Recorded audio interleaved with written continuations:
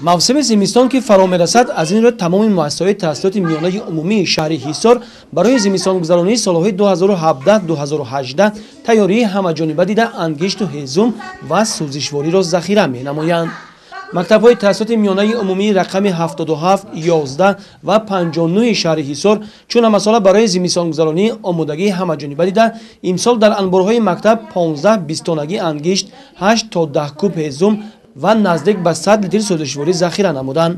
айни ҳол дар муассисаҳои мазкур маъмурият печҳои аловӣ ва дигар таҷҳизотҳои гармидиҳиро насб намуда шишаву бомҳои мактабро таъмир менамоянд.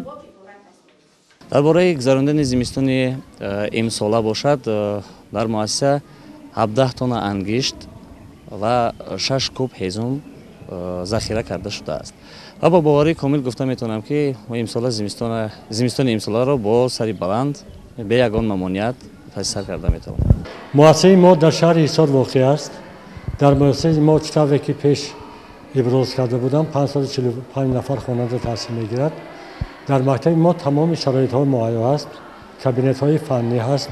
ба ғайр аз ин дар мактаби мо қариб ҳамаи омӯзгорҳои собиқа дор ҳастанд. тахассусҳои бештарини онҳо тахассуси олӣ доранд. аз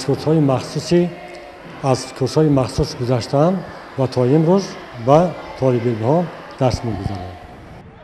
дастуру супоришҳои ҳукумати ҷумҳурии Тоҷикистон дар муассисаҳои таълимии шаҳри Ҳисор иҷрои худро ёфтааст. хонандагон чӣ тавре ки шоҳид шудем бо тамоми шароити хуби таълимӣ дар ин муассисаҳо таъмин мебошанд. имрӯз барои зимистонгузаронӣ дар муассисаи мо тамоми шароитҳо муҳайё аст. мо барои зимистонгузаронӣ тайёр ҳастем. ангиштро бо шартнома бастем, бо кони зиддӣ то имрӯз ба мо дастрас намуда истодаанд. алҳол мо захираи ангиштан барои зимистонгузаронӣ дорем. омӯзгорони мо ҳамакин 446 нафар омӯзгор дорем.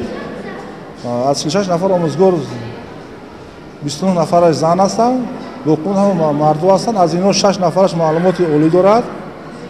аз ҷавонон ҳамисол мо соли ҷавонон ки буд соли 2017 бо муассисаҳо худи пединститутам шартнома бастем. хонандаҳое ки бояд тамом кардани донишгоҳ ҳатман дар муассисаам алҳол кор карда истодаанд. шароити таълиму тарбияи хонандагони муассисаҳои таълимии шаҳри Ҳисор дар маҷмӯъ қаноатбахш мушоҳида гардида, дар чунин имконотҳои фароҳамовардаи ҳукумати мамлакат танҳо хониши хубу аълои талабагон муҳим дониста мешавад.